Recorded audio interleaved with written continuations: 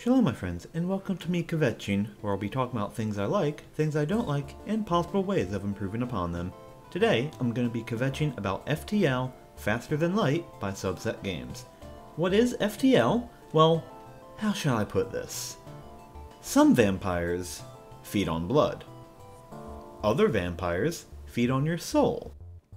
This vampire feeds on time. This is one of those games where you'll start a game at 10 a.m. and then wonder why it's now suddenly 4 p.m. because that totally has not happened to me. Sarcasm intended. Now, FTL is a space combat roguelike game where you pilot a crew in a starship, and your goal is to get from Sector 1 to Sector 8 and beat the final boss. Now, standard completion time is around an hour or so, if you have a good run. But while that is rather simple, it's not entirely easy. Let me put it this way. Easy mode isn't. Effectively, I can beat the game one half of the time on easy mode. Normal mode, on the other hand, well, let's just say 1 out of 10 would be a fair estimate in that regard. The game is not easy. It will kick your butt. And that's part of what makes it so addicting. You'll have a great run, then you'll encounter an issue or a fight that goes the wrong way because you'll take an unlucky hit to your weapon system or your piling, and then you're sitting duck and you get blown up. That is unfortunately the standard fare of this game. Now, what I love about this game, for example, the combat is, while simplistic, engaging.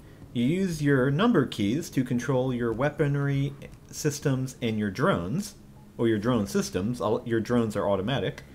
You then use the mouse to target enemy systems or enemy rooms, as every ship has system rooms and empty rooms. Empty rooms are just hull, which certain weapons have more effect on.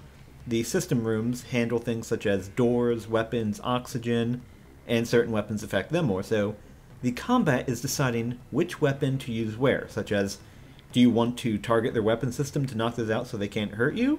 Do you want to target their shields so you can get your laser weapons through without a problem? Or do you want to be a jerk and attack their oxygen and slowly asphyxiate them to death? Which is a very fun way of doing it, I can assure you. The other part is, all while this is going on, you have to control your crew members on your ship, such as if you take a hit in a weapons or in any system room, it needs to be repaired immediately. You have full control over your team members at any time, and you need to move them around where they need to be, such as repairing systems, or if they're hurt, to the med bay, or if you have a teleporter, onto the enemy ship and to move them around there to cause havoc. It makes battles very, very dynamic and very, very difficult, especially because everything can go wrong at the drop of a hat. Such as you forget to turn off a weapon, and all of a sudden you just hit the enemy ship where your crew member was and you kill him, or your entire ship comes down with a horrible case of being set on fire, which happens, unfortunately, far too much for my liking. Also, while on your way from Sector 1 to Sector 8, there are distress beacons and random events that you can encounter. A lot of these events either come in the form of a distress beacon, or you'll just bump into them, and a lot of them have choices, such as you encounter a rock with pirates on it. You can either destroy the pirates or try to help them off the rock. One will get you a reward, the other one will get you more of a reward but has a chance of having a negative effect. Or depending how you've built your ship, what weapons you have on it, what crew you have, you can get secondary options which give you better rewards, usually. And that adds a nice random element to your path, so one playthrough to the next rarely is the same, and that is very interesting, very addicting, I will say that. Let's see, what else do I love? Not only do I love the simplistic art style, the music of this game is positively phenomenal. Here, I'll just stop talking for a sec and let you listen.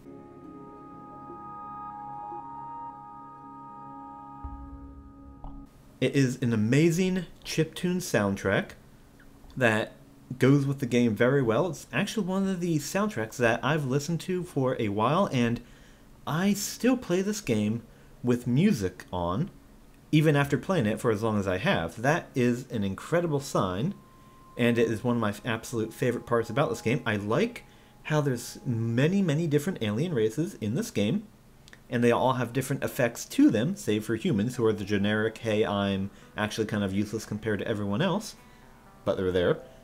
But every other race has something interesting, such as rockmen having 150 health and immune to fire, or the slugs that are able to see where enemies are on their ship without needing upgraded sensors, to even the mantis, which are insanely good at close combat or boarding, but absolutely horrible when it comes to repair. It's a nice balance of how exactly you want to build your crew. Do you want to fill them out with slugs and humans just to make a sort of good at everything? Or do you want to have NGs and rockmen so you have one person or one side that's good at fighting and the other that's just good at repairs. It adds a nice dynamic to this game. Now, unfortunately, it's not all sunshine and rainbows, as there are some problems associated with this game. Namely, the sheer random nature of it. About the only thing I do not really enjoy about this game is the game is far too random. If you choose a ship, or a specific ship, such as my favorite ships are the Type B Mantis ship, because there are two loadouts per ship, depending what achievements you get. The Type B Mantis ship has no weapons. It's built strictly for boarding enemy ships and killing them from within. Usually when I start with that ship, the first thing the game will do is either shove me against an unarmed drone, or an unmanned drone, so I cannot teleport my crew members on there because drones are without oxygen, and all the rooms will be sealed off, so I can't go around and kill it little by little. That's one situation I can't win. Or it'll throw me against a super shielded enemy, which an enemy with super shields can't be boarded, so I can't send my guys on there to defeat it, which is another situation I can't win. Or you'll start the game, and I've had this happen on more than one occasion, I'll fight an enemy that starts off with two Mark II burst lasers, let me get my words straight there, which shoot three bolts at you. And when you start, you typically only have one shield, so that will wreak havoc to your ship. And these are just some scenarios that you'll get at the very start, and there's not a single thing you can do about it. I feel they could reduce the screw you over algorithm till at least Sector 2, so you have some chance to build up scrap, so you can actually stand a chance from then on, rather than just, hey, you start the game, oh look, you jumped once and you die. I hate that. I do not like the boarding. While it is incredibly simple, I mean, it gets the job done, I'd like to see something a little bit more interesting to it, such as, I don't know, equipment that you can give to your guys so they can be better at either melee combat or ranged combat, because typically in a boarding attack, the guys who are nearby will fight hand to hand, and those that walk in afterwards will start shooting. It would make for some more interesting combat situations, I feel. And I would like that if you killed the guys in melee combat as well while boarding, or when they board your ship, you could get a little extra goodies out of it. It would make boarding somewhat more interesting, I feel, and I'd like them to do if they could do that. I do like that there are 9 ships. 9 ships is total. I would like the fact that you could build your own ship without having to look for modifications in order to do so. Maybe they could give you some parameters and some set pieces that you can mix and match to create your own ship, as long as it's within these parameters. And there are 7 races. 7 races. I would like the fact that if you could perhaps create your own race as well. Again, you have a set number of points you can give them. You can make them, do certain things, perhaps give them an ability or two, as long as they sit within a certain set of parameters. So you could create your own race. So you can make your own ship, make your own race, and play it how you wish in that regard. Just something to add a bit more to it. But as it stands right now, I am absolutely loving this game. Let me just say this. My verdict here. I typically judge games with a $1 spent per hour of entertainment. This game was $10. At the time of this recording, I spent 80 hours playing it. So that says something about how the game is, in my opinion. So I give this a shining recommendation. If you have not purchased this game and you like roguelike games, combat games, or games that just like to beat the hell out of you because you're a masochist, get this game as soon as possible. Support Subset Games, and I hope they create an FTL 2.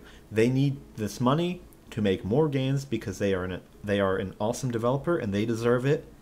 So stop listening to me and buy this game now if you have not. And those are my thoughts on this matter. Thank you guys very much for watching. Shalom, and until next time.